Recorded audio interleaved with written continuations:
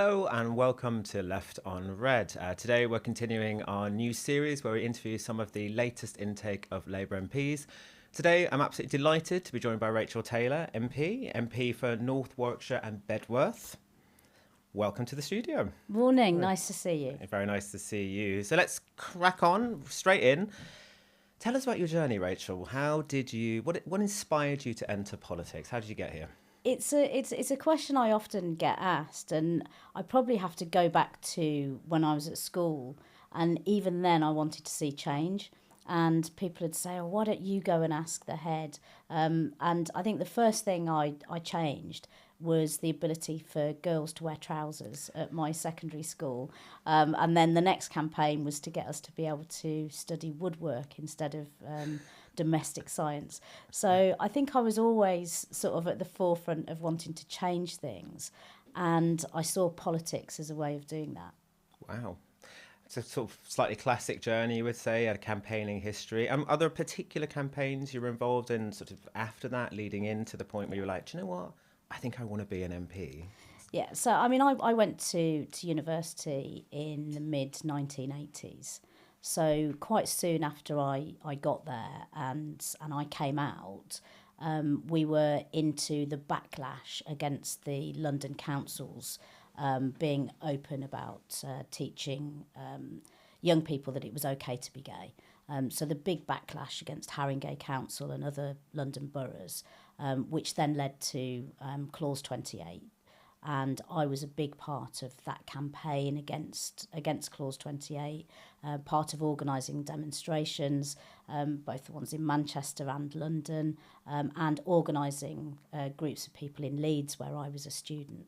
And I think it was that got me involved in the Labour Party as well, because I saw that our struggle and the way that lesbians and gay men at the time were being treated by authority and discriminated against was a common theme with other groups of people. And I wanted to be part of that campaign against discrimination on every level. And that's when I joined the Labour Party in the mid-1980s. Obviously, we suffered quite a few election defeats at We that certainly time. did, yeah, we did. But yeah, I was involved in the campaigns in 1987. And then after I'd graduated in 92, I moved to Birmingham and was working at the low pay unit, campaigning for the national minimum wage. And I helped run the campaign in Birmingham Yardley, where we saw Estelle Morris elected as the MP there. And I think after that, I was a little bit disillusioned when Labour didn't get elected in 92. And I concentrated on life, my career, went back to playing tennis. And I think I sort of left politics to one side for a while. And it wasn't until later in life that I got fired up again and felt that the dialogue about people's rights was, we were under attack again, and it felt like the right time to get back involved in politics. And were there any particular people at the time that inspired you to do that? Was there a particular moment that you can think of where you were like, do you know what, this I need to do this again. I've got something to give. I think it was seeing our rights under attack, seeing the rise of parties like Reform, seeing the Tories taking a step to the right, and I think it felt like time to be standing up for people again. And in my area, we had a Conservative council. They weren't investing in local facilities. I didn't feel that people in my area were being represented well. And I was asked to stand for the local council. We'd just come out of COVID. They were difficult times. I think a lot of people felt isolated.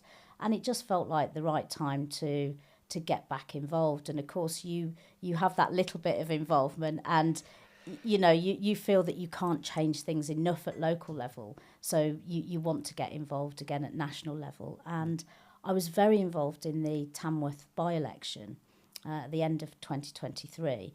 Tamworth is a neighbouring constituency, and I think a lot of their challenges were the same as they are in North Warwickshire and Bedworth. And it felt like the right time. Yeah, I suppose it's an interesting thing, isn't it? Because, there's an awful lot of people who volunteer in the Labour Party. A lot of people who get involved in various different ways. But, there's got to be something within you that kind of says, do you know what? I can give a bit more. I think I've got it. Because, and it's not an arrogance at all. It's nothing like that. It's about, there are people there who I think have that capability and say, I can be an MP and I should do it. And you've got to have the confidence to be able to do that. Tell me a bit about, you mentioned the area. Tell us a bit about your constituency. Like what's the area like? What was the campaign like? Did you constantly feel like we're going to nail this, or is it difficult? Is it a difficult constituency at all? I mean, it's the place where I grew up. Great. It's where I went to school. It's where my parents lived just outside the constituency. So I know it very well. It's an ex-mining community. People are generally very straightforward. They say it how it is, and they don't suffer. I think you're very fools straightforward gladly. as well. Yeah. So I kind of feel I have an affinity with the people. I'm one of them. Yeah. But it just felt that the area was being left behind. I mean, you look at our town centres. We had empty shops. We've got antisocial behaviour. There's nothing for young people to do, and it just felt like my area needed somebody who understood the people and who could raise our aspirations.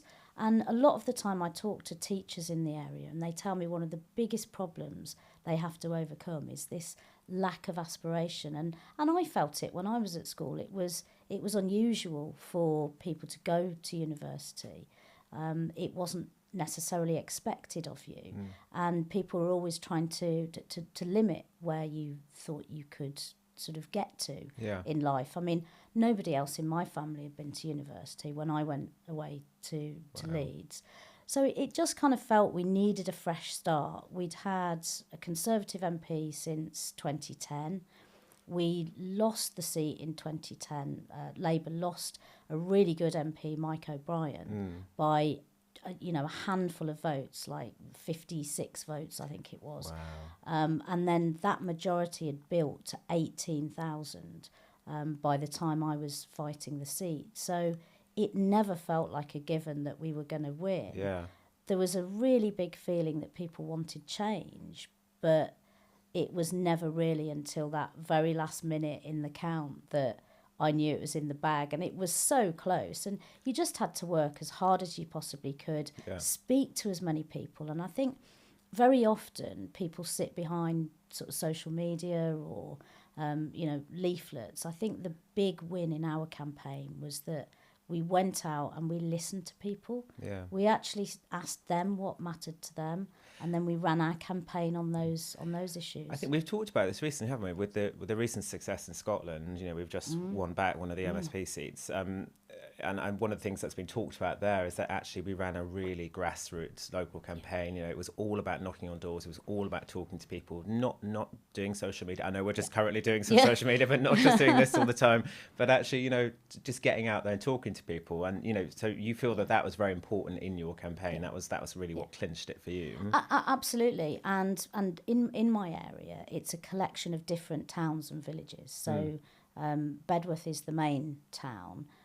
Then you have Atherstone, Coleshill, and then you've got big villages as well. So it's a very disparate area, and we sit on the outskirts of Birmingham and Coventry, and the issues in the different areas were very, very different. Yeah. So a massive issue in one part of the constituency is the building of HS2 and how that's impacted on people's quality of life. And then in another part of the constituency, it's just not an issue at all. And their problems are more related to not being able to get to the hospital, not having doctor's appointments, or, not having anywhere to go, and no shops or no facilities. Yeah.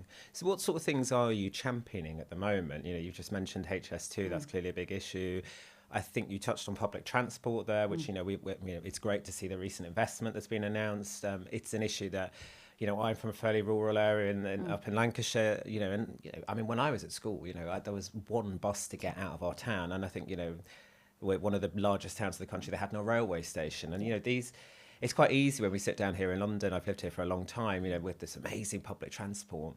You kind of forget sometimes like what really annoys people in some of these rural communities. Is stuff like that. Is that where you're pitching yourself at the moment with your constituencies, the things you're trying to help? Yeah, I think you've got to, you've got to try and tackle all of the issues, but then at the same time, you can't be all things to all people. With HS2, really feel, and I really feel that we have to hold them to account. I mean, one of the things that was happening were people were suffering things like noise and vibration in their homes, cracks in their, in their properties.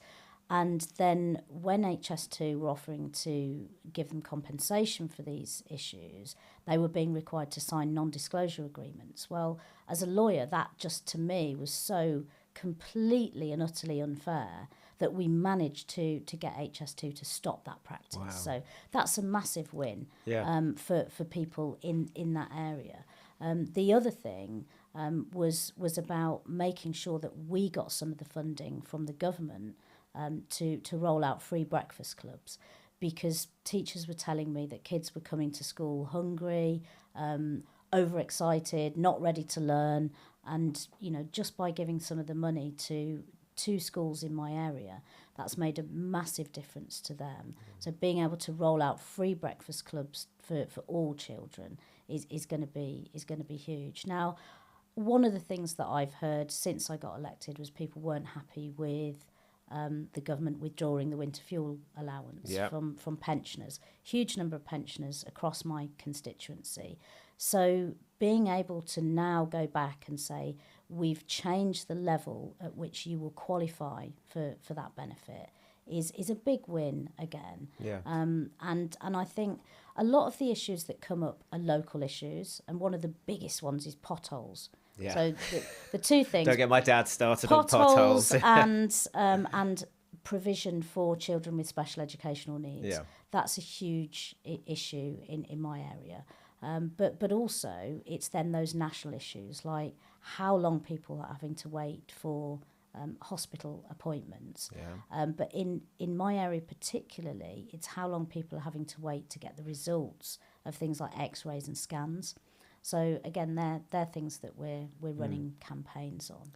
You mentioned your legal background then, and I know, in the new intake of Labour MPs, one of the things we've also talked about, I think, nationally, is that actually there's an awful lot of people with professional qualifications. People talk about career politicians, and I think it feels that we've brought in an awful lot of people with credible experience of various, professions, etc. Do you feel that this background you've had in a legal career has really helped you in your work as an MP? Is it? I think it does, although I was a property lawyer, which probably is a career for the impatient. Okay. Everything happens quite quickly in property law. So, you might be acting for somebody buying a house or wanting to take a lease of new business premises, or, buy some development land to build 40 new houses on there. And in the main, the sellers want to sell, the buyers want to buy, and everyone wants completion to take place tomorrow. Yeah. So it's just a case of when am I going to get the keys? And you will work flat out to make those transactions go through because it matters to how much money people are making. In politics, things take longer. And famously it's about getting different people on board, negotiating things with government, getting other MPs on your side, and championing issues which, for 80% of the intake are just not important. One thing I'm pushing very, very heavily is about getting freight crime to be addressed properly by the government, which we're making huge strides on. But many MPs not at all interested. But for me, a quarter of my constituents work in that area. So I think it's helpful in terms of looking at detailed paperwork and legislation. That sort of comes as second nature. But I think the other skills it gives you is just that ability to get on with people. Yeah. And also, I think what I think is also sometimes important is it's I suppose it's quite easy to come in and think, God, I need to try and do everything. Yeah. When actually, it feels like, in this first year with a lot of friends, etc., becoming MPs, that if you focus on a few key issues that you want to champion, that's a quite important thing, because as you say, it's so hard to get stuff done. Everything is so slow sometimes that you really need to be able to knuckle down. Is it different than you thought it would be? You come in that first day, we have this weird system where you're suddenly just elected and then you're there. Yeah. You are the MP straight off the bat. How was that? That was really quite sort of overwhelming. So you literally get an envelope on in the early hours of the morning, and you're told somebody will call you. Somebody calls you on Saturday and tells you, you've got to be in London on Sunday for some induction, where they just walk you sort of around the building and you get completely lost, totally disorientated. And then, it takes you a while to realise you've got this budget to employ staff. So, and you're the employer, so you've got to find these staff. So you've got to advertise for jobs. You don't quite know which ones you want to be in London, which ones in the constituency. And all the while your inbox is filling up and filling up and filling absolutely. up. Yeah. And you've got to find a constituency office. Not only you've got to get these staff, but you're effectively homeless and living out of a suitcase in a hotel. Presumably you don't have an office either at that point. No, so I had no office. Yeah. So you're working from a desk in the library. And yeah, absolutely, your inbox, you sort of, and you're at all these meetings and training sessions, and then in the evening you're looking at your inbox and it's just completely overwhelming. There's like hundreds of emails. People, wanting your help with genuine problems. Also, just people not liking the policies and wanting to sort of, just get your reaction to those things. And it's just, where do you start? So, yeah, there's no one who really guides you all the way through it. And whilst you can ask other MPs, becoming a politician is always quite a competitive process. So you're never too sure how collegiate other people are going to be, or whether they're going to think that you're a bit green or a bit stupid for asking these questions. But generally people have been very helpful, and there's always someone that you can ask. Have you found your CLP to be supportive as well? Do you get up there a lot? Is that something that's important to you as an MP, as a new MP? Absolutely. I mean, I wouldn't be here if it wasn't for my CLP and for the activists who had all those conversations with voters on the doorstep. And I think it's important to take your CLP along with you and to be open, because they're going to be our members in the future, and we need to retain the membership but also grow it. And I think you have to be open to attending those meetings, however cold and drafty the village hall is, where you go to meet people. But luckily my CLP have started having some meetings on Zoom, so that makes it a little bit easier for me to attend, because I haven't been able to quite push them to having a Friday night or Saturday meetings. Yeah, I was never sure when we went through COVID. I was never sure if it was a blessing or not that we were all finally able to sit in our kitchens and attend your CLP meeting or your AGM. But yeah, it's a mixed bag sometimes, isn't it? Yeah, but we've all sat in those cold village halls from time to time. So we talked before about you coming out, etc. Obviously, you are a member of the LGBT plus community. I mean. I know it's important to you. Like, how has it shaped your political journey? You mentioned that was some of your early activism. Like, what's that meant to you, and how is it sort of informing your new career as an MP? I mean, I think everyone's journey is different when they come out or they're a member of our community. For me, I always felt it was very important to be out at work. And particularly through the 90s and the early 2000s, that wasn't necessarily common. Yeah. And people would sort of talk, I wonder if she is or he is. And I think being out was being able to be a role model as well. And also, I think, because I played sports and I was involved in playing tennis, and I think everyone just knew who I was and they knew where they stood with me. And again, I think it comes back to my community being very, very straightforward. It's kind of, I think it shaped who I am as a person, but also I think it's shaped my approach to lots of things and my approach to being everything is about fairness and justice and people being treated with respect and dignity. And I think at the moment there's a real feeling that part of our community is not being treated with respect, and that they're losing their ability to live a dignified life because of some of the recent decisions that have been made by the Supreme Court, and how the EHRC has responded initially to that judgment with interim guidance, or what they're now calling an interim update, which I think has made people question their desire to even remain in this country. And I think there's come a time where I think those of us who are part of the community feel that we have to stand up for our whole community in a way that brings people together rather than divides them.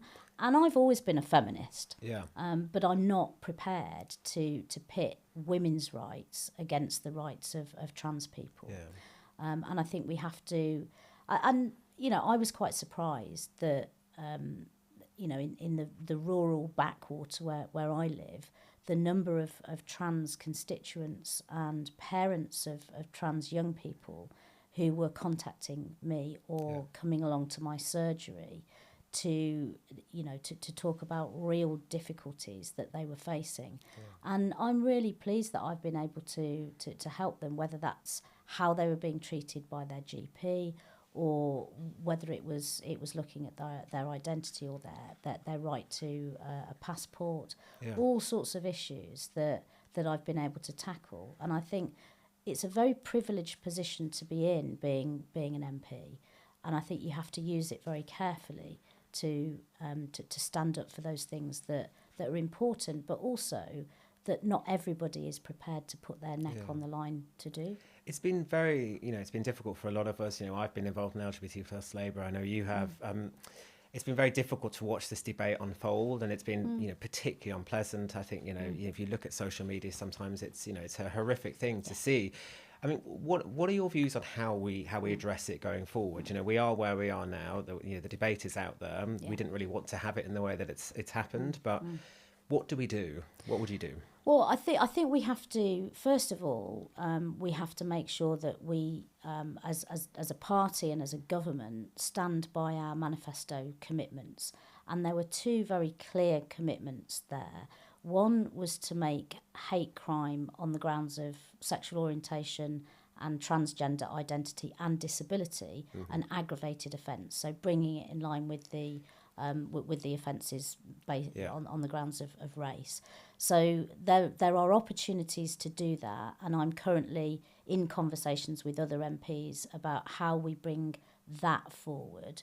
The other piece of legislation, which I know is being worked on at the moment, and I expect to be published relatively soon, by that I mean probably by the autumn, is us bringing forward our ban on conversion practices, and that has to be a trans-inclusive ban on conversion therapy. People call it therapy. They're just abusive practices, and we have to bring that legislation forward. And I'm confident that our Equalities Minister is in the process of working on that, and we will see some things happening soon. I think on the Supreme Court judgment, we have to wait for that consultation process to go through on the guidance.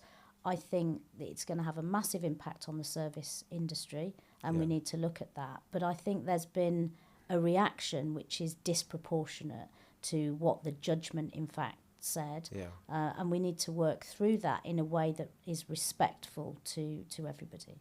There's been so much speculation, hasn't there, about what it means, and I think people have been so quick to come forward and say, well, it must be this and this, and as you say, it's very unclear at the moment. I think, but I completely appreciate, it is a very difficult conversation, and there are trans people out there who are absolutely terrified by what this might mean.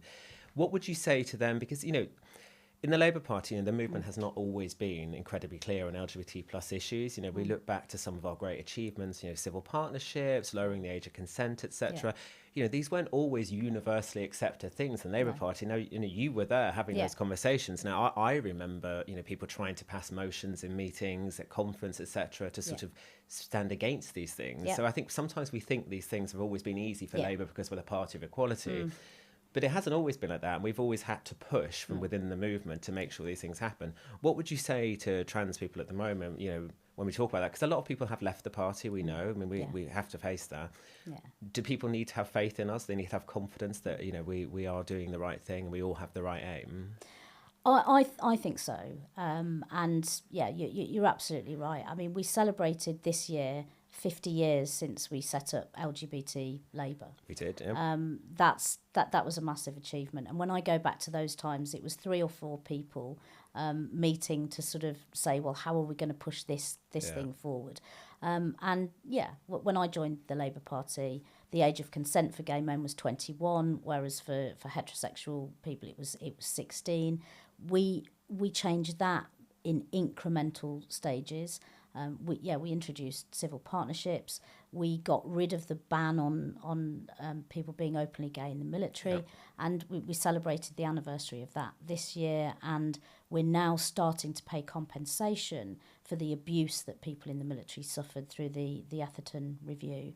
And things do change, and being part of that change is not always easy. You don't always get what you want the first time of asking, and you have to dig in and keep going. And I want to work with trans people and with all of those trans allies. And the more I talk to people in Parliament, the more allies I find that we do have. And people who you don't necessarily expect would be huge allies of the trans community are really putting themselves forward. And many MPs have been out consulting trans people about what they want to see. And I would say, please work with us. Please allow us to talk to you and to help. It's been really difficult, I think, for me in Pride Month to feel that I'm not welcome under my political banner to attend Pride events. I mean, last year I opened Nuneaton Pride. This year it was a huge pleasure to know that we had the first ever Bedworth Pride. I went along, I spoke to people there. But I think we have to all work together.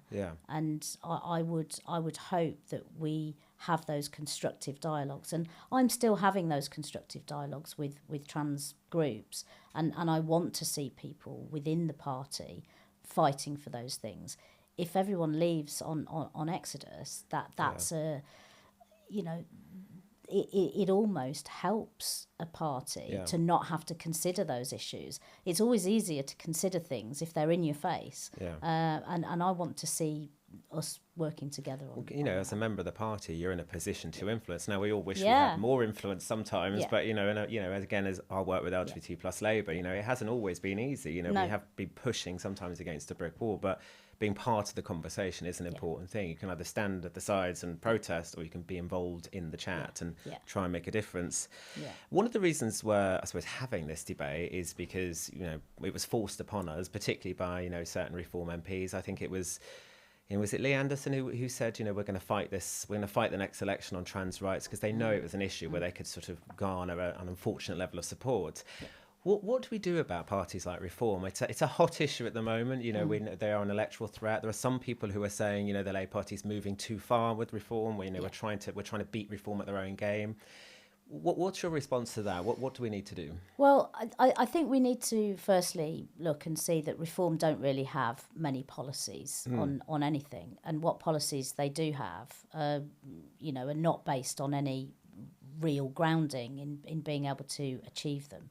So it's very easy to be an opposition party that is pretty much like a fan club for one individual. Now, Reform did very well in the local elections in my area, in the county council elections. And I think that's because people are hungry for change. When they voted for the Labour Party in 2024, they voted for change. And then I think they haven't seen that change happen quickly enough. So they're now looking for other alternatives. But I don't ever think that you can lose your identity and lose your way by moving further towards the ideology of whatever party are doing better in the polls at any particular time. I think you have to stand your ground and explain why you're different and why fundamentally our principles are very different to those of reform. And our principles are that we stand up for people. We try to make people's lives better, not worse. We don't try to divide communities. And we saw what happened in the summer with the riots after what happened in Southport. And we saw what happened recently in Liverpool. That one of the first things that happened when a car drove into Liverpool fans on the streets of Liverpool was that people were starting to question what race or ethnicity that person was, and as to why this happened. We shouldn't be looking to target certain members of certain communities as being the reason why other people feel left behind. The reason that people in my community feel pissed off is because they don't have access to good jobs, to good transport, to opportunities, and that isn't the fault of trans people, and it isn't the fault of immigrants. That is the fault of a government that has had an austerity agenda for far too long, and I think the Labour Party needs to remain true to its identity and true to its roots, and actually fight them on the issues, as opposed to being worried about having to move closer towards them. But there are issues that we need to tackle, and things that matter to our communities, and we have to be clear on that. So there are legitimate concerns there, and I think the argument sometimes is we have to listen to what the people are asking us to do, etc. And I do feel that sometimes that debate is driven by what's happening in the media, and particularly some of the right-wing media. But I think it is also important sometimes to if people are asking us to talk about an issue, then we need to address it. Is that something that resonates with you as well? Absolutely. And I mean, throughout my campaign and subsequently the local election campaigns, certainly in my area, immigration is a big issue. And it's a really difficult issue to tackle. But we are tackling it, and we have to make sure that we're doing that. And people in my community don't want to see hotels being used to house immigrants. They don't want to feel that other people are being given a step up that they're not being given. And that is a real problem. And that is creating real division across the whole of our country. Perhaps not so much in some of our cities. But certainly in my area, people are concerned about those things, and we have to tackle them. And if we pursue an agenda that improves the lives of everyone, then I suppose that thing people won't be looking for something to blame. If people are feeling better in their lives, as you said, it always felt like one of the first, when austerity hit here, when the financial crisis happened, suddenly when people's lives got a bit worse, their money wasn't going as far, the interest rates and the mortgages went up, people looked for someone to blame. And it's not always correct, but it does, people are looking for somewhere to vent, and we have to address that by improving people's standard of living. Are the big things the government's done so far that you're very proud of? Absolutely. I think the decision that we took a couple of weeks ago about rolling out free school meals to every family who are in receipt of universal credit will be a game changer for many families. We need to be addressing poverty in this country, and by addressing poverty, you address social cohesion. I think we're seeing growth in the economy. The fact that we stepped in, took decisive action about saving the steel industry, and for my area, getting that trade deal with the US has saved thousands of jobs at Jaguar Land Rover, and that's a massive thing. So I think having a government that is tackling things sensibly and taking the right approach will make a massive difference. And But it's like I've said all along, people don't see change until they feel better. Yeah. And unless they feel more secure in their homes, they've got the ability to get on the housing ladder, they're getting a decent, well-paid job, which, you know, we fixed with our employment rights bill, then, you know, once people start to feel that they've got more money in their pockets, they've got town centres that they can enjoy, then they'll start to feel that we have changed things. And I think that's when, you know, that's when everyone will feel better. Fantastic. Well, look, coming to the end of our interview, I'm going to end by chatting about something I know you really want to talk about. Yeah. Tell me about tennis, Rachel. I know you love your tennis. Come on. Well, it's something I taught myself to play tennis. Yeah. Me and my brother and my cousins in the local park tennis court. Yeah. After watching the epic sort of McEnroe-Borg finals of the 1980s. Yeah. And, you know, later on I joined a tennis club. I got involved as a Wimbledon tennis umpire. Oh, wow. And I did that for 10 years. I umpired at the French Open as well. Wow. And it's a huge part of my life. And I think, you know, sport really does help to break down barriers. You meet people from all different walks of life. It's a competitive outlet. When you've had a bad day at the office as well, you can hit some furry balls really hard. So, but yeah, I mean, and it's been great coming down to Parliament and finding there's actually a parliamentary tennis team. I was hoping you were going to say that. It's a cross-party team as well. Wow. So and actually play with them. Yeah. So yeah, we've got a good team. We're really privileged that we get the chance to play at some really great clubs in London, but most weeks we play on the park tennis courts in South London. Right. and that's really good fun, and I enjoy that. And I will continue playing tennis for my local tennis club, which I get a chance to do if it's on a sort of Friday night or a Saturday. And yeah, it's something I'll carry on doing until my knees give way. Yeah. But, really, well, you'll have a really functioning NHS tennis then to fix them. Yeah, and we always go into June thinking, wow, this is Pride Month, so that's a really great month anyway. Yeah. But it's also the British tennis season, so strawberries and cream, fantastic. Wimbledon, Queen's Club. Are you planning on getting down to Wimbledon? Yeah, well, I'm hoping to get down to Queen's if I can, and yeah, I'm hoping I'll be down at Wimbledon for at least one day. Fantastic. If nothing else, I shall queue up and get a ground pass. Yeah, very good, very good. Well, look, thank you so much for joining us today. It's really lovely to chat to you. You too. Thank you. I'm sure we'll see you again soon. And thank you for everyone joining us today at Left on Red.